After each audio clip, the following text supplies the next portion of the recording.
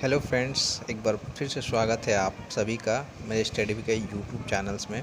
और friends, last time मैंने जो objective general English X Bakshi writer की जो मैंने एक बुक रिव्यू कराया था, और मैंने बोला था उसमें कि इसके बाद जो है मैं एक लूसेंट जनरल इंग्लिश की रिव्यू कराऊंगा। तो देखिए, ये है लूसेंट जनरल इंग्लिश, जो काफ़ी यूज़फुल बुक है उन लोगों के लिए जो थोड़े से इंग्लिश में पूरी लैंग्वेज जो है नहीं समझ पाते हैं। थोड़े से हिंदी लैंग्वेज अगर उनको मिल जाता है तो वो जो है अच्छी आसानी तरीक़ा से उसको समझ लेते हैं। तो चलिए मैं इसका आज रिव्यू कराता हूँ। और क्यों बोल रहा था मैं इसको, पहले आप रीडिंग कर लीजिए, उसके बाद उस बुक को पढ़ने के लिए तो इसके आपको यहाँ पर देखने को मिलेंगे। ठीक है, तो देखिए ये लूसेंट जनरल इंग्लिश की सबसे पहले हम बात करें तो इसकी प्राइस देख लेते हैं।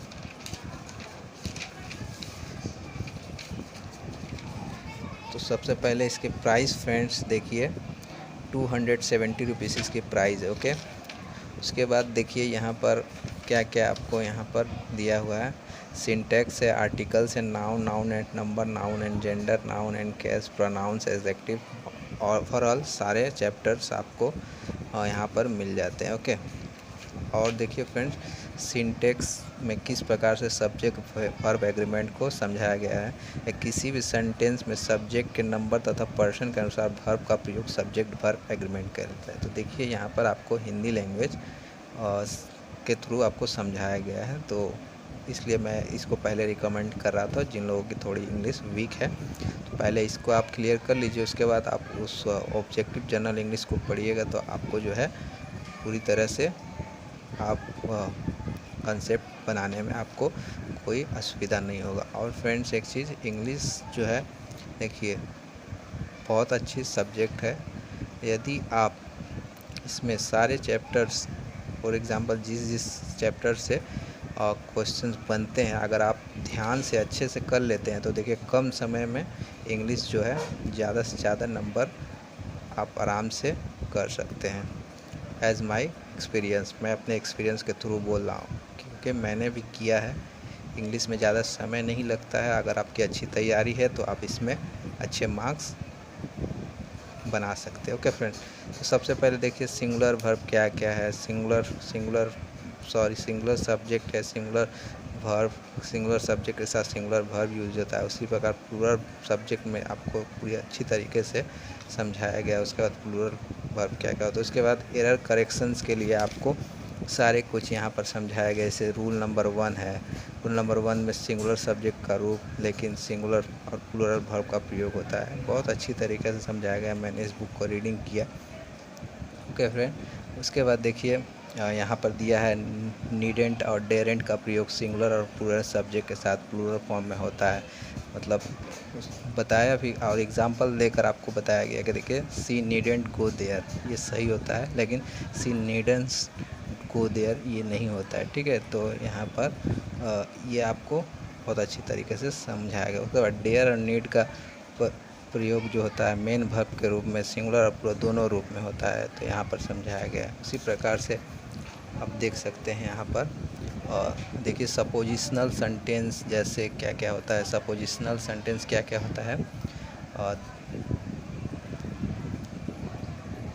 जैसे इफ़ होता है, एज होता है, as though, if only, suppose, I wish, we wish, ये सब क्या है सपोजिशनल सेंटेंस है जिसमें सपोज किया है। जैसे I wish Manisha were my wife. ठीक है, तो यहाँ पर देखिए क्या बताया गया कि हमेशा इसके साथ प्लूरल वर्ब का प्रयोग होता है। ठीक है, जैसे आई विश, तो ये सपोजिशनल सेंटेंस है। मनीषा वेयर, वेयर बोला, यहाँ पर वाज रहेगा तो ये रॉन्ग हो जाएगा। ठीक है, जैसे नीचे में देखिए आई wish Manisha was my wife, was यहाँ नहीं। तो एरर करेक्शन को बहुत अच्छी तरीके से समझाया गया फ्रेंड्स। ये बुक आप एक बार पढ़ के देखिए, आपको वाकई पता चलेगा कि हाँ जो है इसको पढ़ने के बाद जो है आपके बहुत सारे जितने भी एग्ज़ामिनेशंस में आते हैं एरर करेक्शन आप मोस्ट ज़्यादा से ज़्यादा क्वेश्चंस कर पाइएगा। उसके बाद फ्रेंड्स यहाँ एग्ज़ाम्पल दिया हुआ है। उसके बाद एग्ज़ाम्पल देने के बाद आपको जो है यहाँ प्रैक्टिस सेट भी दिया गया है। प्रैक्टिस सेट जब आप करिएगा तो आपको और भी यहाँ से क्लियर होने वाला है। ओके फ्रेंड, प्रैक्टिस सेट आप करिएगा तो यहाँ से और भी आपको क्लियर होगा। जैसे one of the peoples of our class, एक कार ऑन होगा या ऑन्स होगा, तो यहाँ पर आपको जब आप पूरे यहाँ पर रूल्स पढ़िएगा, लगभग देखिए रूल 82 है, तो आपको यहाँ पर ये प्रैक्टिस करिएगा तो आपको पूरा क्लियर होगा। ओके, उसके बाद देखिए फ्रेंड यहाँ पर देखिए सारे प्रैक्टिस सेट है। मैंने भी इसको सॉल्व किया है बहुत सारा। देखिए उसके बाद यहाँ एरर करेक्शन भी है। Unless you work hard you can not succeed, no error. तो यहाँ पर क्या कौन सा होगा, यहाँ पर जब आप यहाँ पढ़िएगा तो आपको यहाँ से क्लियर होगा। ओके, उसके बाद और एग्ज़ाम्पल देकर समझाया भी गया है बहुत अच्छी तरीक़े से। ओके, उसके बाद आता है देखिए फ्रेंड्स ये आर्टिकल्स आता है। आर्टिकल्स में ही बहुत अच्छे तरीके से कुछ भी यहाँ पर छूटा नहीं है इस बुक में। देखिए आर्टिकल्स को इंडेफिनिट आर्टिकल, डेफिनिट आर्टिकल्स, ये दोनों का बहुत अच्छे तरीके से एग्ज़ाम्पल समझाया गया। ठीक है, तो इसका भी बहुत अच्छे तरीके से समझाया गया। ओके फ्रेंड, आप देख सकते हैं यहाँ पर ये देख डिग्री भी है आपको, डिग्री है सारे, मतलब आपको जो है ना इसमें इंग्लिश का कुछ छूटा हुआ नहीं है, कुछ भी छूटा हुआ नहीं है। देखिए टेंस में भी दिया हुआ तो सारे वर्ब आपको मिल जा रहा है, तो लगभग बहुत सारे वर्ब जिसको आप पढ़ लीजिएगा ना तो आपका जो टेंस कभी मिस्टेक होगा नहीं।